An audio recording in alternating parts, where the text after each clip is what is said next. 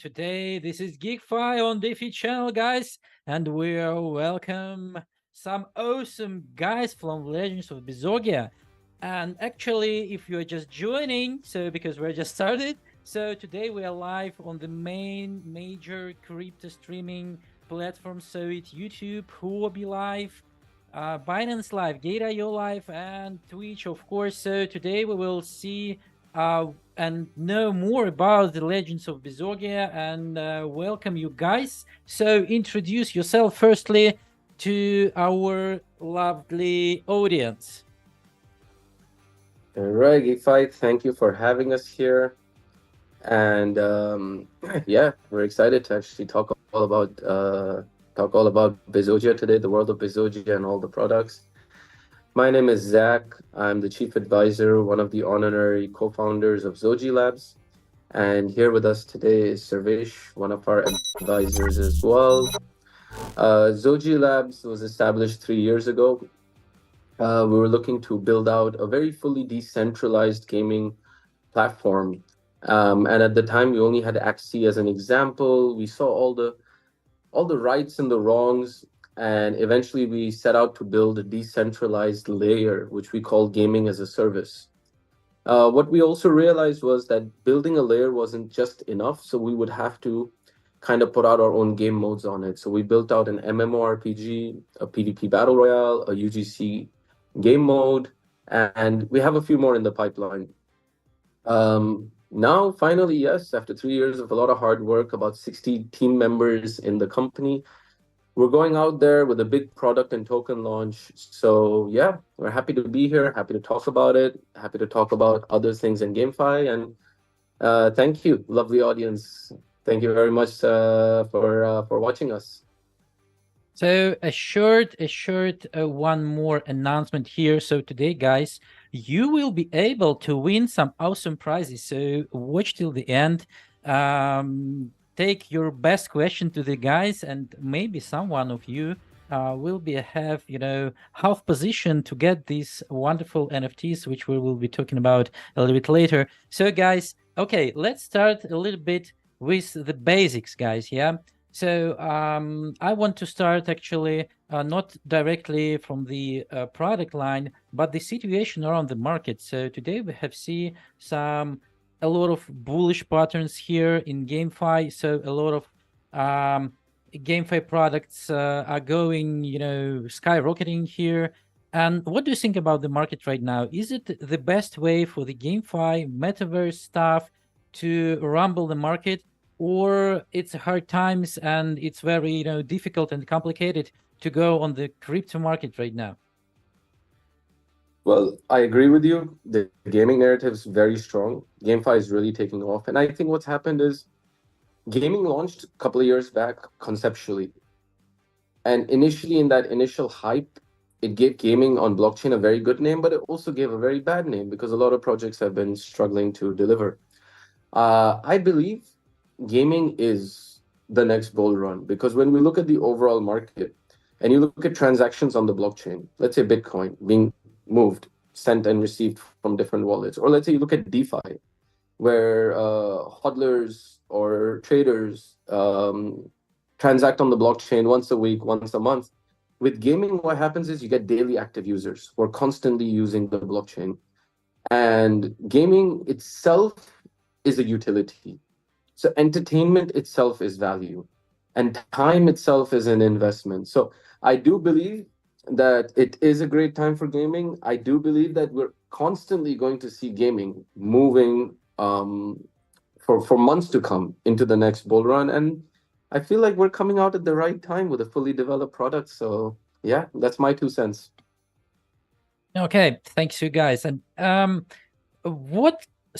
when you were just creating the products and what you're getting inspired in, so whether you are looking for the classical gaming or you're looking for the classical metaverse stuff, or just trying to create something completely new, so what are the main points for you guys actually to start in building? Yeah, so what is the point of the of this joy, of this journey? So the starting point of this journey.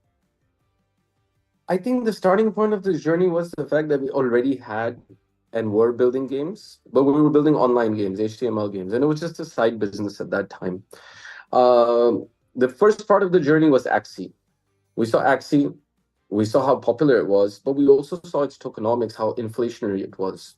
So we realized that, the first thing we have to do is first formulate a zero-sum economy. So we defined our own principles on every game action. If you go into our scientific white paper, every algorithm is designed into a game function, whether it's summoning the populating of avatars, whether it's minting uniquely, right? That was the start. That was the start by saying, hey, first, all the user functions should run algorithmically so we can sustain. Sustaining was very important. So sustaining a token economy, sustaining a currency, that was our first, mission. And we did that quite successfully, actually. We were able to script some of our codes into Python and run simulations, which show that we can easily break the 1 million daily active users barrier on a zero-sum economy. So, yep, sustainability was our first mission, for sure. Okay, then.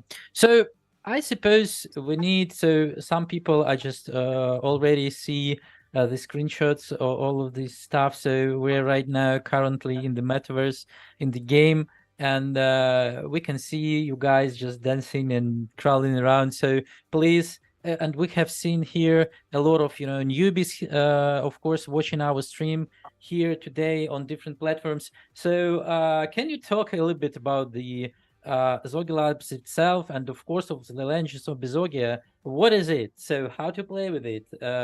What I can do here right now? Okay, so first of all, we have our tech layer, which is the decentralized gaming as a service layer, where all the decentralized functions are running. This does not affect game mode at all. So when you go to Zoji Labs and you go into our product, you go into the world of Bezogia, you go in with an email. All the blockchain functionality, everything runs underneath. So our game was designed for fun, and it was designed for everybody to play, right? A Web2 player comes in, he plays. In fact, he's accumulating value on our game server. It doesn't really matter because entertainment and seamless gameplay is the most important thing in any game. Ads are annoying and blockchain functions are annoying. So with Zoji Labs, when you enter the world of Bezogia, you enter with an email address. You don't feel it. It's just another very regular type of onboarding for users. But what you notice is a little bit different. Like our storyline. Our storyline has a lot of crypto touch to it, a lot of memes in it. Since we're on the blockchain, we were able to go pretty borderline with a lot of cool things that we built, enemies that we built like Donald Dump and Donald Pump. They're bulls and bears and fun stuff like that. Whale that flies around Bezogia called Whale on Musk. And many things, right? You can go in and laugh all day long while you play and get entertained.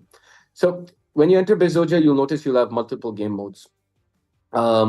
What I'll do is, I think we're on screen share. So we'll enter the MMORPG right now, right? This MMORPG world, the open world, is about 15 million square kilometers, just the neutral zone. And then we have 8 worlds around it. The mission in the MMORPG, like everything else, is to play quests, to level up, right?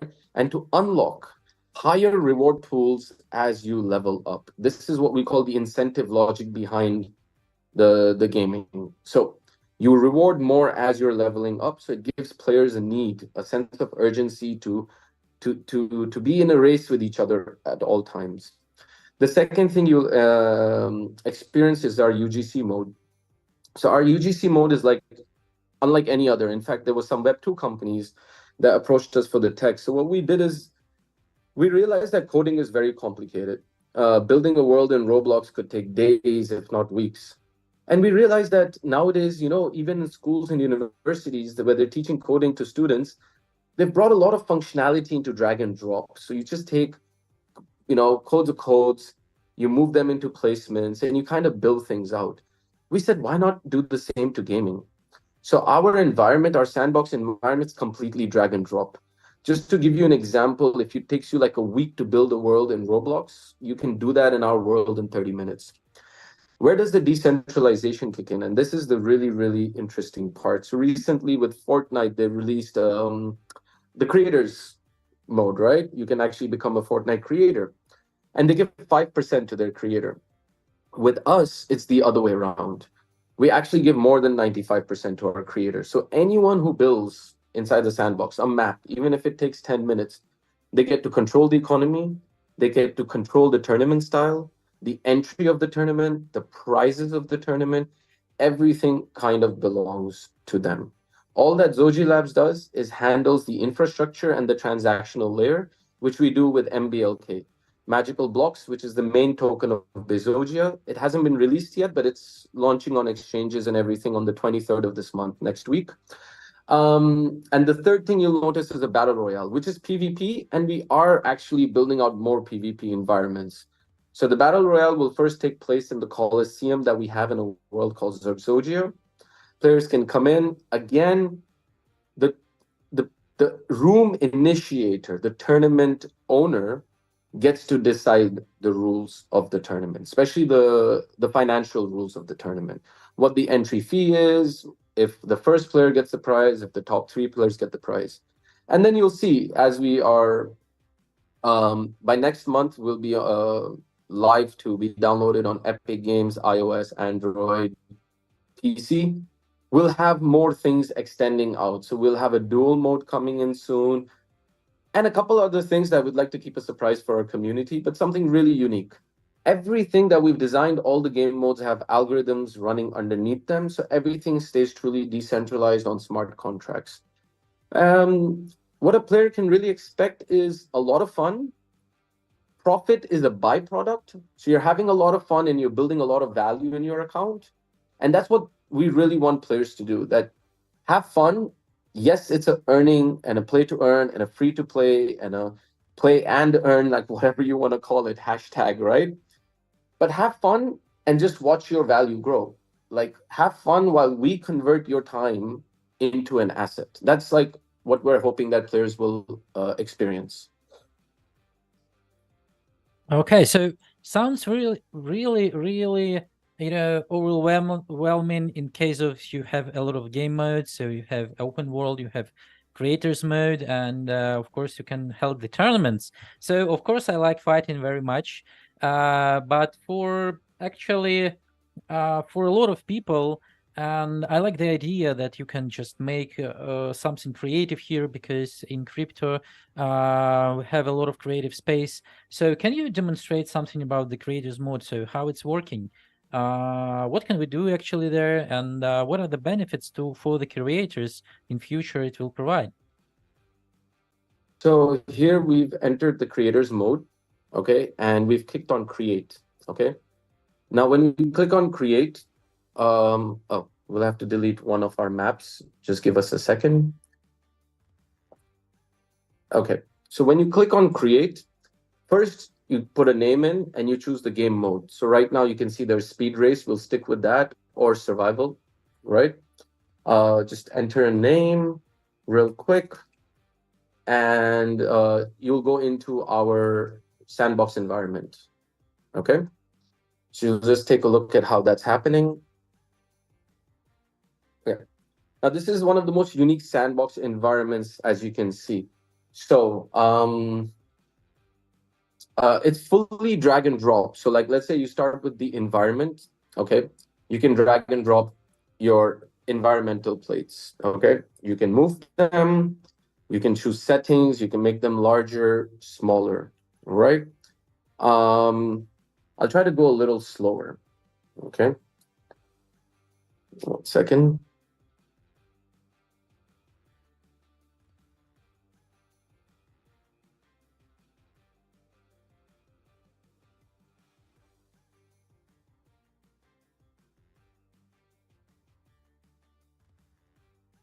I think it's lagging a bit on Zoom, but as you can see, we're building out like a flat plain land at this point, okay? Yeah. Giving you a quick example, here's like a rotating device, okay? Now, let's say I've created a map, I put two of these devices. Now, all of a sudden, I want to change how these rolling logs behave. So like I go to settings, you see, I can test it. It's rolling around. But for example, I wanted to go linear in motion. I would add a motion controller, change it to linear, and right there itself, when I do a motion test, right, I'll be able to see how it's moving differently now. You see? So we've taken all the coding that goes behind game items in creation, and we've brought it into drag and drop as well as programmable. So if you want the log to move counterclockwise or clockwise or linear or circular, or you want pause times or you want repetition, we've pretty much brought it all into a format where you just kind of click, drag, and move. Eventually, the purpose is you'll put a start point and an end point to the game. Okay.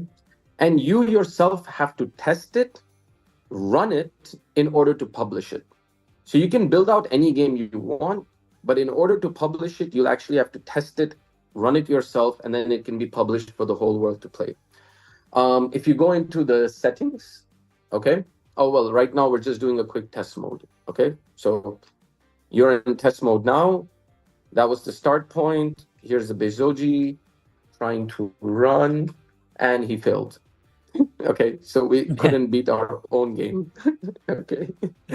Actually, when I tried just to test the first, movements in the game, I wasn't so very familiar for the control stuff, and I just fallen up 5 or so times just in the training mode. So I believe people will find it's very funny to create some very hard maps and provide them to their friends and saying that you cannot go throughout this one.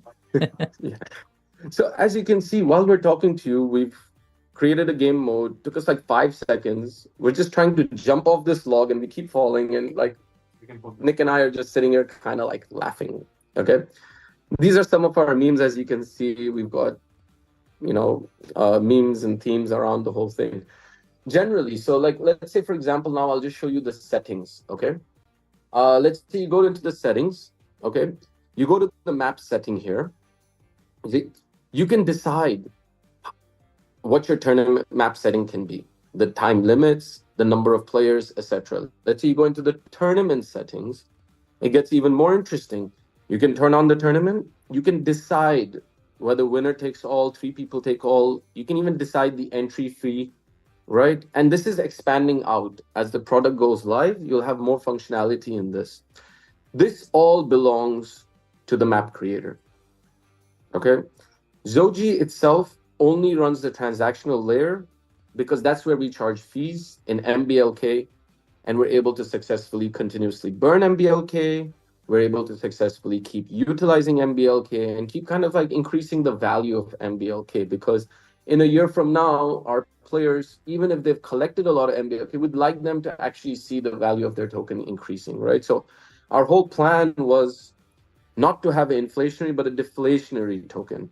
And not to just deflate it because a team knows how to burn it, but to really use products, utilities, and protocols to do so. So here we've displayed the creators mode real quick for you. We'll just exit from here now, and maybe we'll get a chance to show you the MMORPG. But go ahead and ask questions as we move. Okay, so actually I had a question. What about the competitors? So who are your main competitors, and how you just thinking over how to compete with them, how to fight with them, or maybe just be a partners of them? So yes, we'd love to partner. Now, what happens is, when you say that something is decentralized, and we've been in this for many, many years, about 10 or 11 years. So, blockchain has been a big blessing for us. When you say something is decentralized, you don't monetize the user. So when you look at our competitors, they're all shocked and confused. We've built all this creative spaces, yet we don't sell any avatars, yet we don't sell any items. So our competitors themselves have to question now, what is really the meaning of a Web3 gaming studio? So if you're going to build all this creation, but you're not selling it, you're allowing your users to earn it, to populate it, right? We're technically kind of kicking the competition out of the water.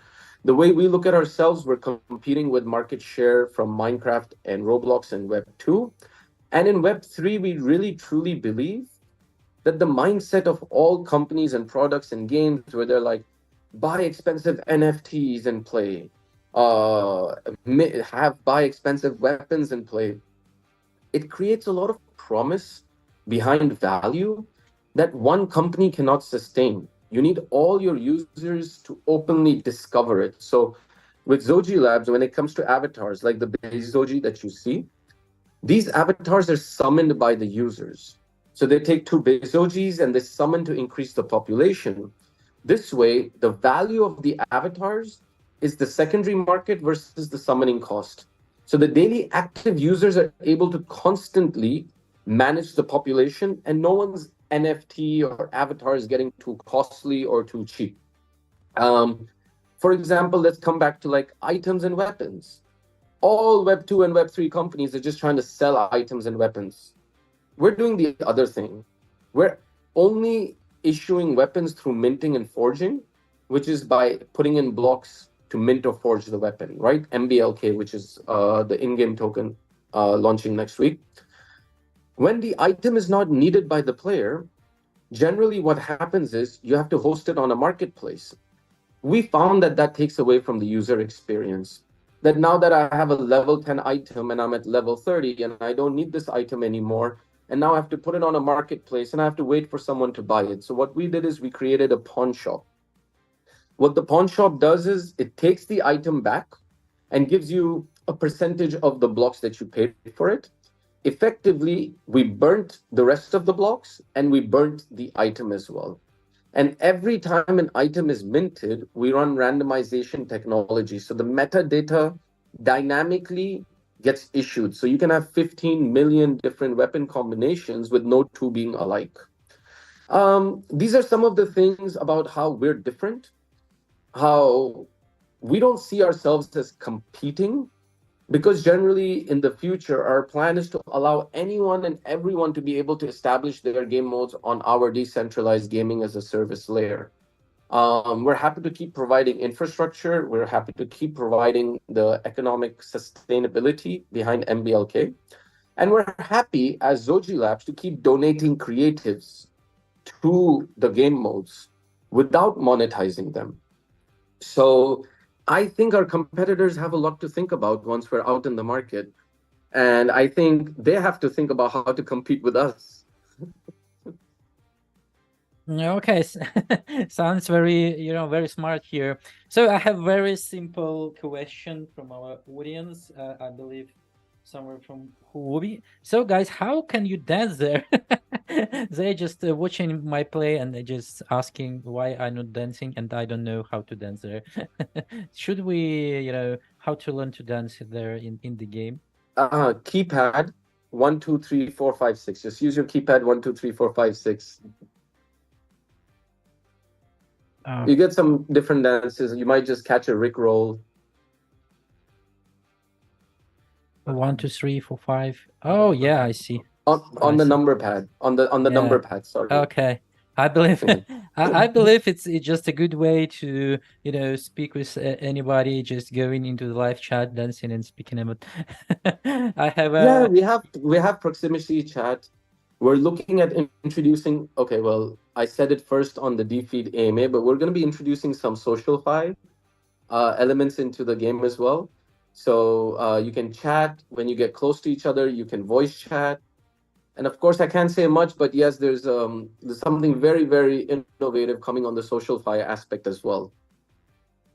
Okay, so I suppose it's a great effort because I have a joke. If you're familiar with Red Dead Redemption, so some companies said that they just provide they're holding their daily meetups in the Red Dead Redemption near the fire. Still, you can kill your mates there, but still it's better than just usual Zoom calls or Discord calls. So I believe this is a great idea.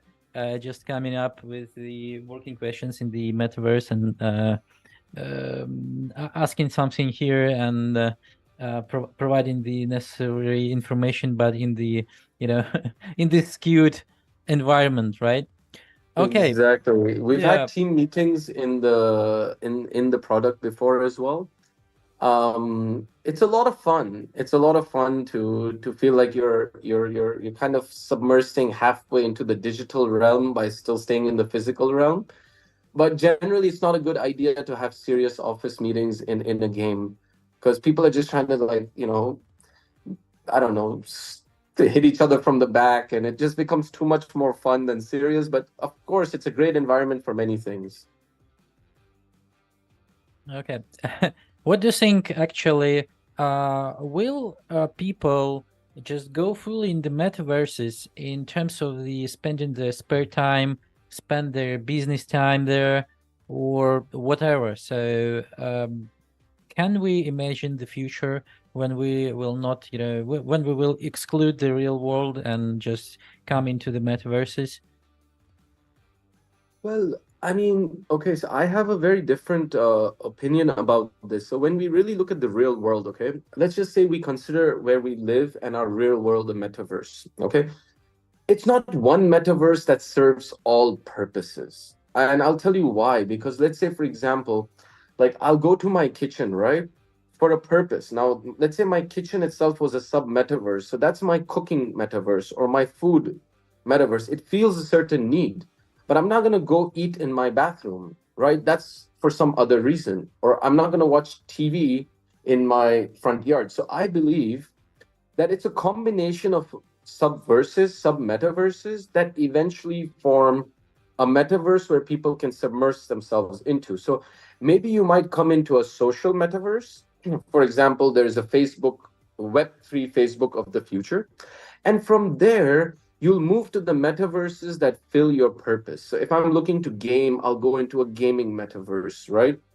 Um, and it's also our vision that our MMORPG should become limitless. So it actually starts defining a gaming metaverse. Or if you're looking to buy items, you're not going to come into a game to buy stuff. You might move into like a shopping metaverse.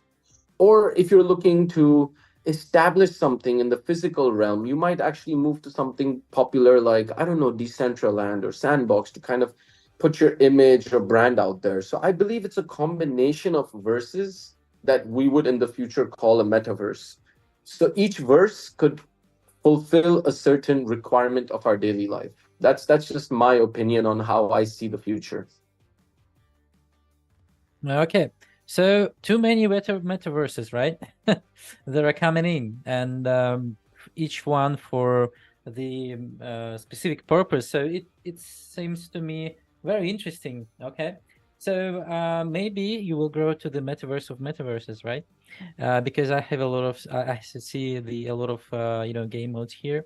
And speaking out about the utilization and every other stuff. So can we speak a little bit more about tokenomics, about the NFTs, about all of this stuff? So actually today a lot of people saw our post about the keys, special stolen keys, which can be provided here. So what is the basic role of NFTs actually in the game, and how you can utilize them?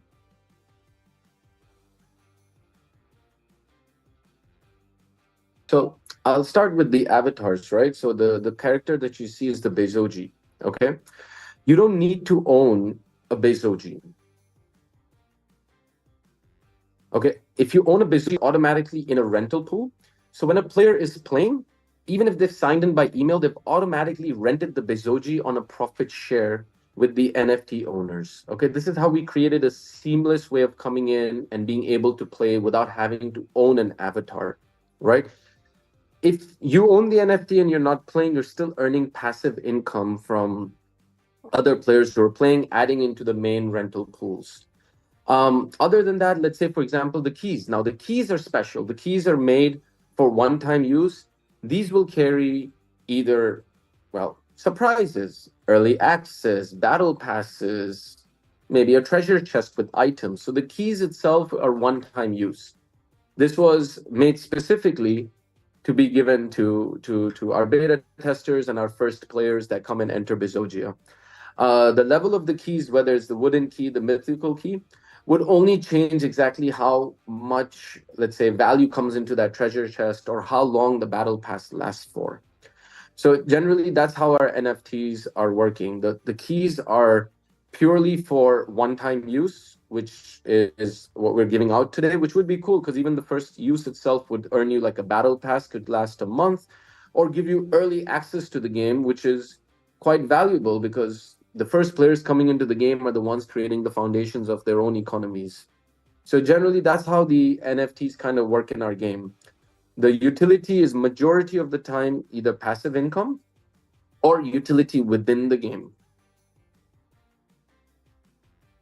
Okay, so we have several options how to deal with NFTs, right? So it can be a subscription form, it can be one use, or everyday use, or it can be a just form of avatar, right? So okay, what about the tokens and what about the materials in the game? So if we're just getting the inside the open world, you can get some blocks there, right? So like in Roblox or Minecraft, I believe. So you're just destroying something, getting them. So will they be in the form of NFTs or just valuable resources, or they will stay in the game right away, forever? Sorry, if you could repeat that question again. Yeah, I'm just saying that we have seen, so you've told us about the several kinds of NFTs we can, use. So we can use NFTs like avatars, we can use NFTs like a special pass, one-time pass or something. So, and what about the materials you're just earning throughout the combats and throughout the, your journey on the open world? So what's with them? So is this only in-game, resources, something like soft currencies, or they're just valuable stuff there? So can you Everything is valuable. Everything is valuable because what we believe at Zoji Labs is every player's time is valuable. So when you pillage through the open world, the first thing you do is you're collecting recipes. As you're collecting recipes and you're collecting blocks, you're able to mint weapons. These weapons help you level up by beating quests, special quests, side quests, and certain other actions within the MMORPG. Once you are leveled up to a point where you no longer require that item, you can actually sell it, right? You could return it back to the pawn shop. And keep in mind that all of the blocks that are running inside the game are also on the blockchain, posted on a few exchanges. You'll see our announcements coming, as well as Uniswap, so that it can be converted into real value right away. The way we've designed the ecosystem, though, is we've tried to make it as inclusive so that people stay within the game. And we've also created special dynamic staking functionality for our token. So this way you can also passively stake and earn from the economy of the game, from the main algorithmic reward pool that runs at the top. I hope that answered your question. Yeah, it's really cool and interesting. So if you got, guys, the beta test here, guys, so you can collect a lot of valuable resources. That's what I'm meaning. So you can start farming right away. So be prepared for the launch. And by the way, what about, okay, we will speak about the launch a little bit later. So what about the native token? So of course you do all the stuff within the native token, but can you just go deeper a little bit about the general tokenomics? So you've just touched a little bit about the burning mechanism and everything. So what to expect from the currency next? Maybe some, DeFi functions or anything else? Yeah, the token is very unique in the way we've designed it. So as far as DeFi functions, we have simple and dynamic staking, which is really cool because dynamic staking is pulling the fees that we're charging in MBLK from the algorithmic in-game reward pools and giving it back to people who are staking the token.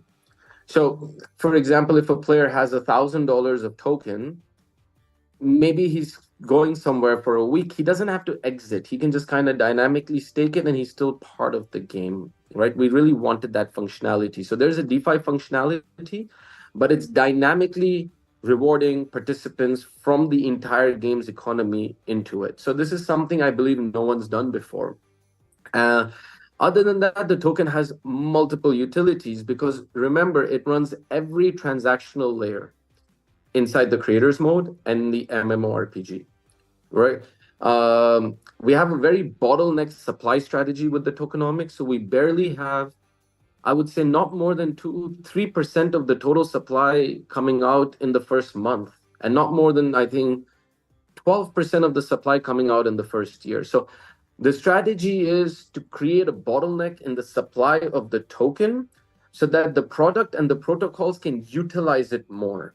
We would rather create a token pump with demand than speculation, if you know what I mean, because we have to balance between gaming and crypto here.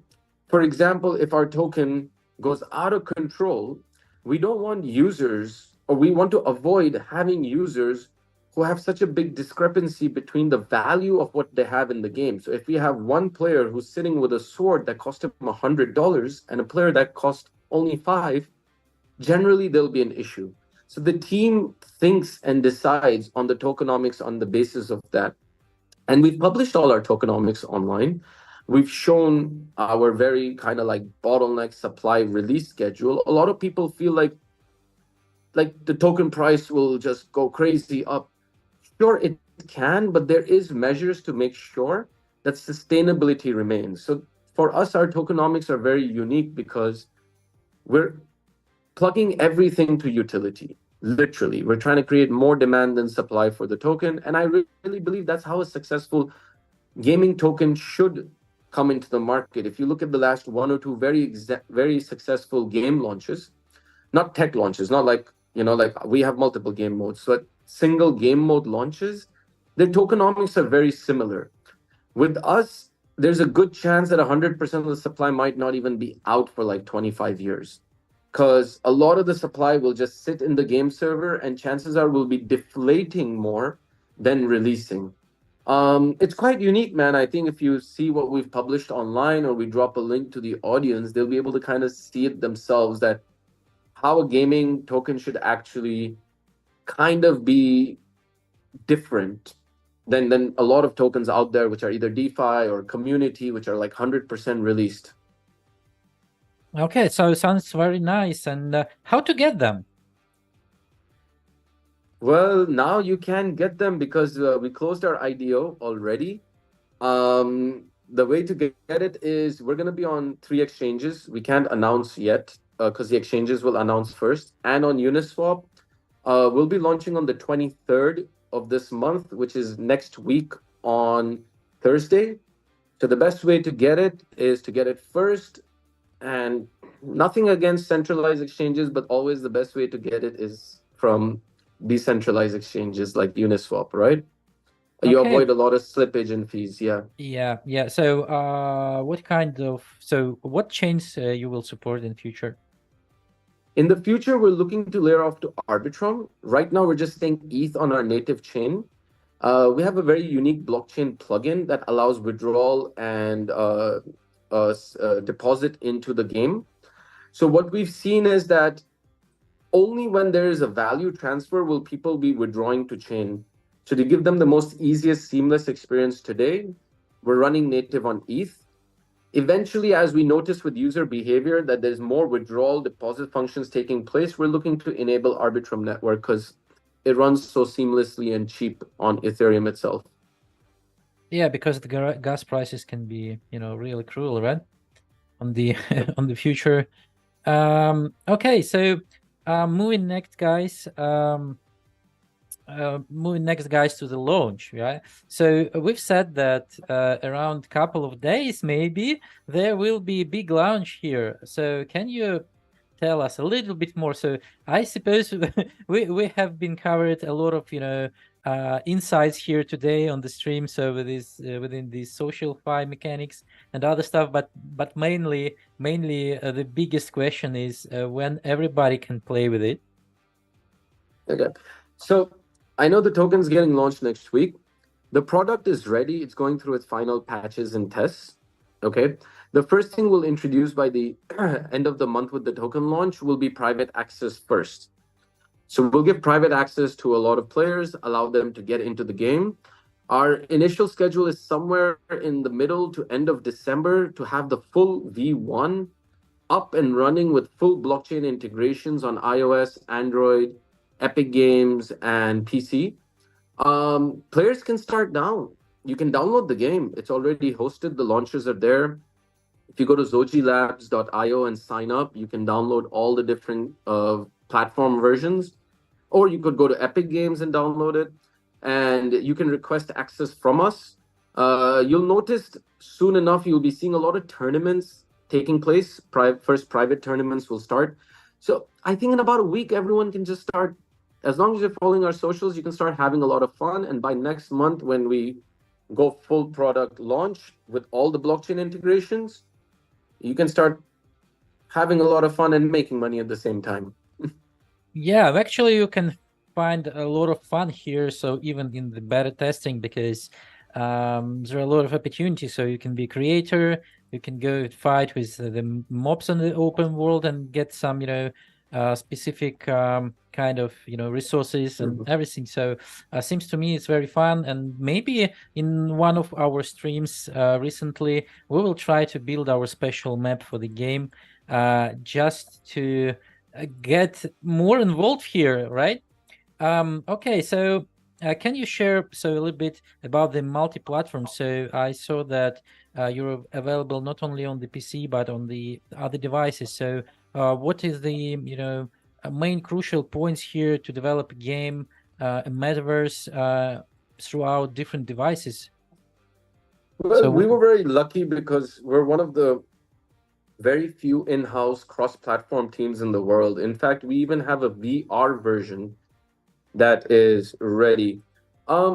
Generally, I believe the biggest, well, I don't know if this is a technical question, but I think when you're releasing across multiple platforms, I think your security and your server technology is where majority of the efforts come in, because you want that players from all different platforms are still in the same game room and they're able to still play with the same functionality. So I think the biggest thing comes in with player controls, because with devices you need touch, with PC you can run keyboard. So syncing that, I think, is like probably the most technically challenging thing that we had to go through last year. But other than that, no, we already had an existing team that went cross-platform. So we haven't had the most difficult time building the game on multiple platforms. As you can see in the back, there's a small whale.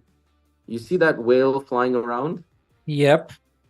So the front face of the whale is like Elon Musk. That's why we call that whale Whale on Musk. Okay. Yeah, Yeah. really funny. Really funny. Next question about the, so we've talked about a little bit about the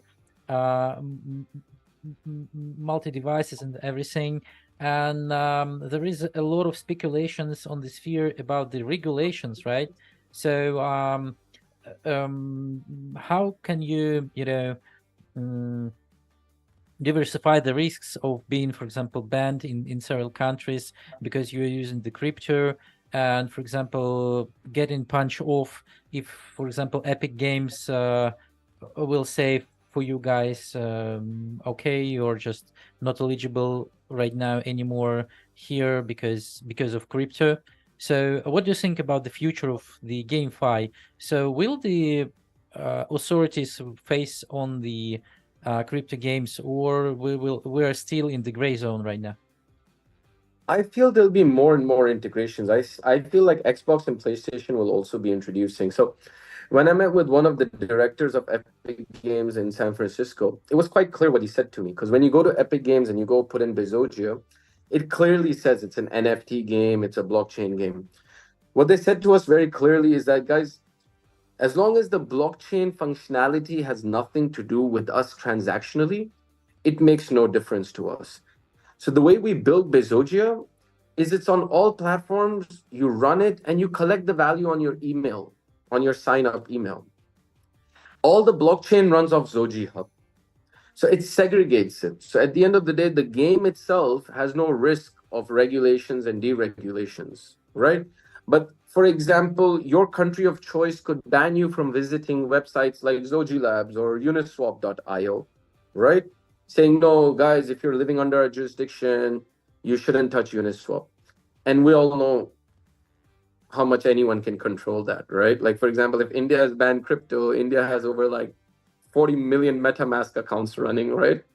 So at the end of the day, that's how we had to do it as well. So when you play the game, it's all Web2, everything is there. But if you want the value transfers, the blockchain functionalities, the staking, you have to come off to our hub. So zojilabs.io, there's a beautiful hub, a dashboard. You can sign up and check it out. This is all designed for user experience for blockchain. And the users and the gamers that don't really want to, they don't have to. They can keep the value stored on their account. They can continuously keep growing it. If they wish to, one day they can just withdraw in one go MBLK to any account of their choice, wallet of their choice. That's how we have kind of gone with the regulations to understand that this is what bigger companies like Epic Games or PlayStation are thinking. That run the game, make it fun, but don't bring any blockchain transaction inside the game linked to us. And they're very happy if all of that runs separately. So that's exactly how we've designed it. If you go to Epic Games, it clearly says blockchain game, it says NFT, it says everything on the Epic Games page. Yeah. Okay. So the next one question. So it arises when you're saying that you have the Web2 mechanics, basically mechanics, so you can achieve a lot of stuff here. So what about the abusers and all these guys who want actually not even having fun, but having more abusive tactics? Maybe, I don't know, not hacking, but making some abuses throughout the game or glitches or something to get more resources, for example. How you can deal with these guys and what you can do there? So if you go to, this was the first white paper we published because we noticed people are going to cheat, okay? In every game, someone's trying to come in and try to cheat, especially when there's value in the game, right? Whether they're speed running or they're farming an enemy. So the way we designed our algorithmic in-game reward pools is that each enemy, each quest, okay, has a small reward pool linked to the main pool. But once that quest is finished in 24 hours, the amount of reward in that quest decreases. So, for example, if you and 10 of your friends go and you realize, oh, Donald Pump keeps, I forgot the word, keeps getting born over here, and you continuously try to keep killing the same enemy, the reward for that enemy will continuously keep decreasing as well. That's one functionality we have to control the game. So you can't keep farming and speed running one instance too long. And the secondly is the timed withdrawal. So in case, let's say, for example, someone comes in and he's gone over like benchmarks, the team will immediately get alerted that someone has either done something in the game, someone has cheated, someone exploited, right? And there will be a manual function that can trigger to tell us that, wait a second, you have to monitor this account, right? Now, generally, it's blockchain. We don't believe in all of that.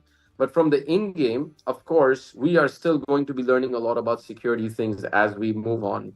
So we've kind of created those strict measures, withdrawal, expect processes, as well as the in-game algorithmic reward tools that made the most sense. That if the same player keeps farming the same thing, the reward keeps decreasing. Again, it's on our white paper, and we've published all the formulas of how these reward pools are coded. So, I'd ask you and your audience to visit and take a look at what it is. Yeah.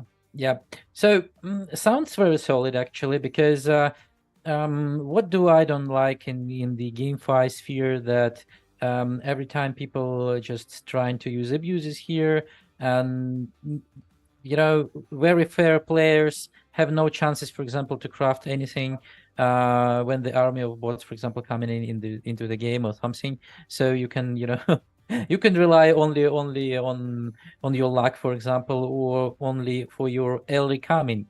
So what about the first hands and people who will join a little bit later. So will there be some balance within the newbies?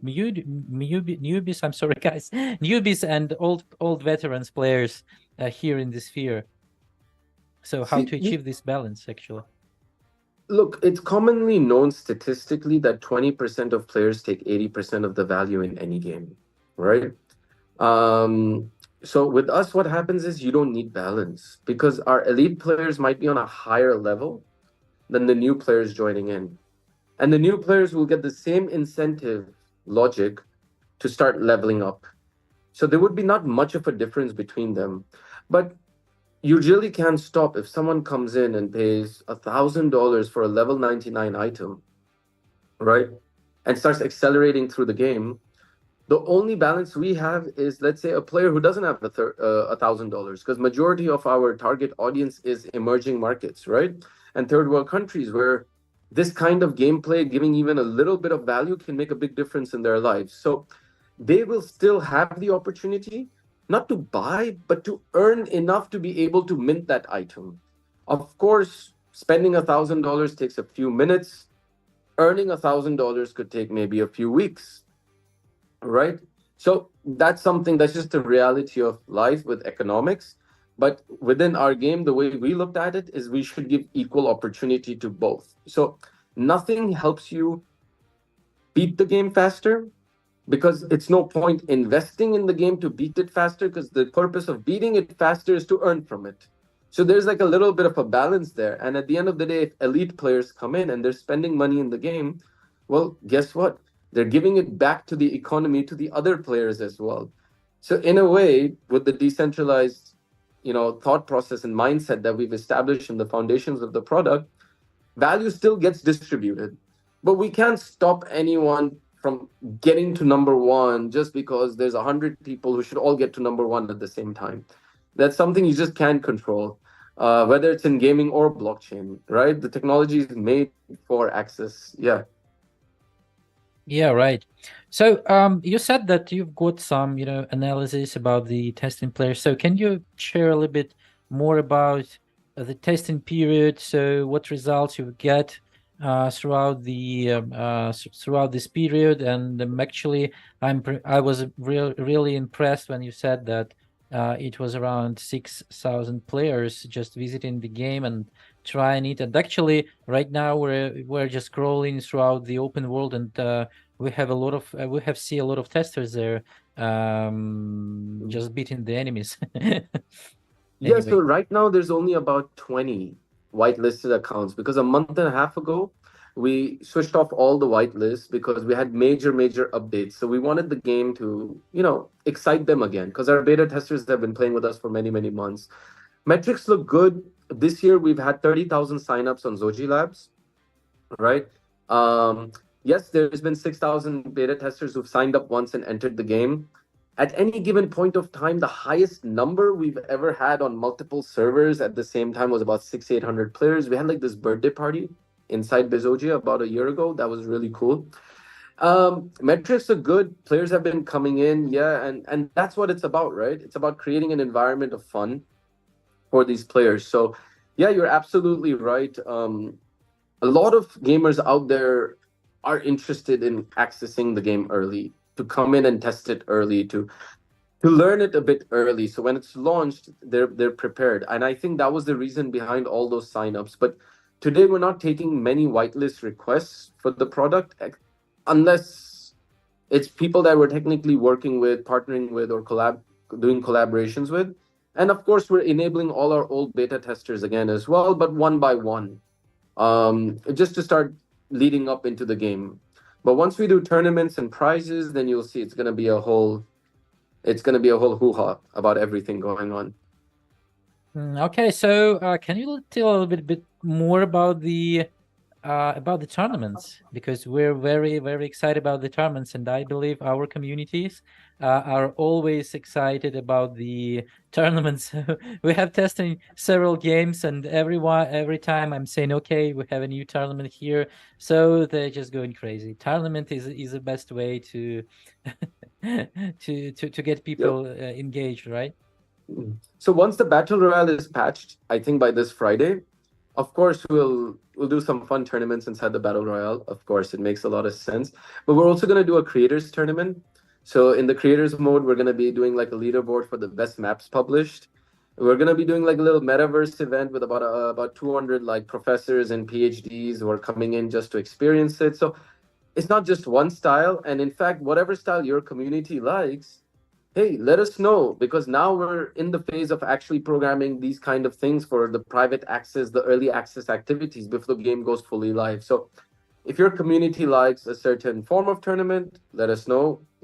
We can manage that. If they want to come into the tournaments that we're doing, of course, we'll be announcing that in the coming weeks, and they'll be free to come and enter the tournaments and play. Um, there's a lot of different things. I'll get you in touch with the builders of Bezogia team. This is a team full of influencers and beta testers that are creating content together, designing the tournaments and ideas, and coming back to the team. So we'll take your ideas, we'll give you our ideas, but there's a lot happening.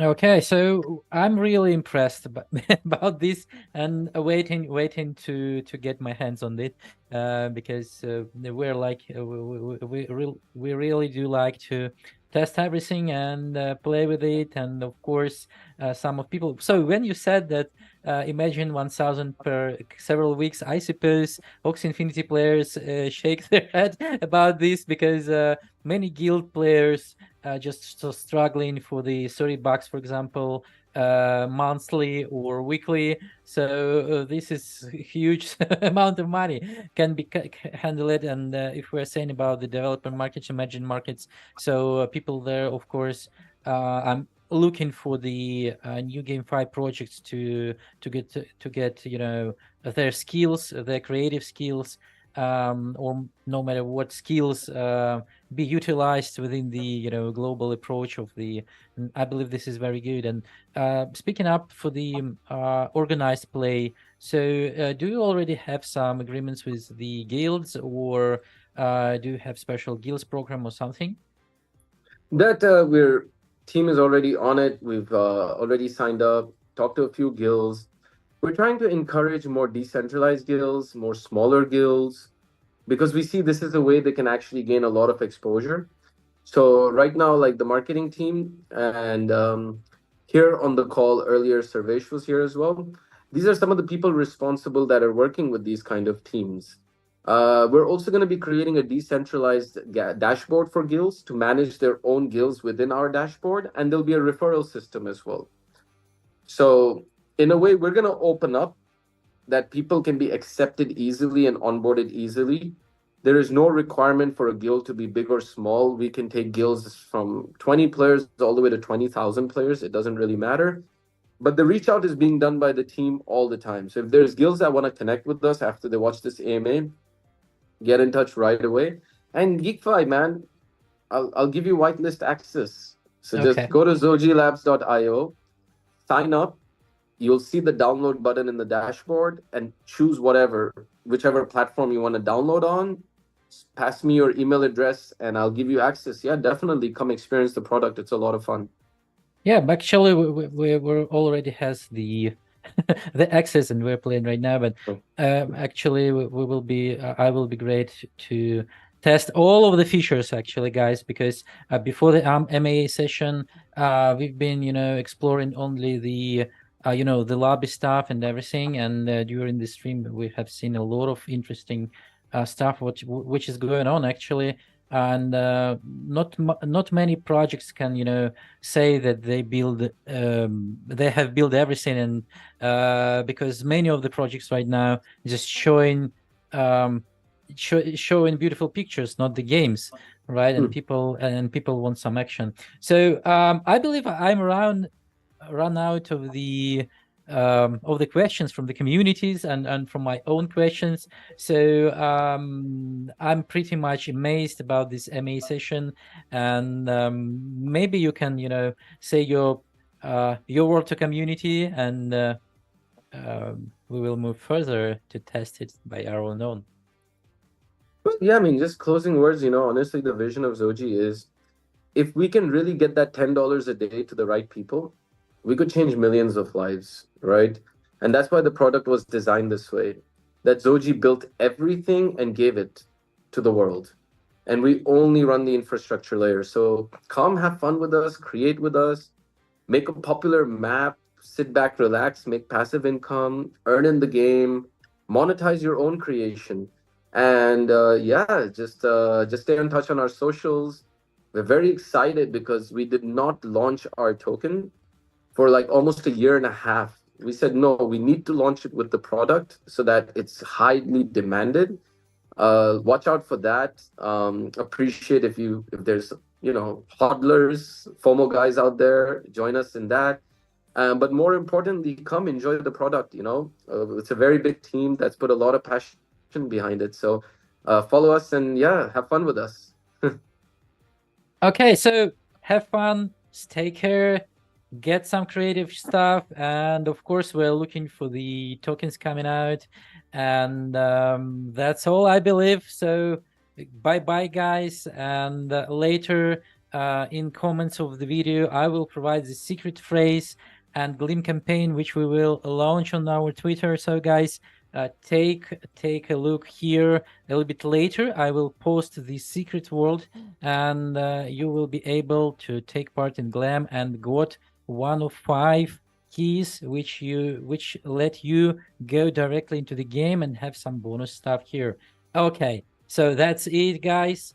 Have fun, love you all, bye bye.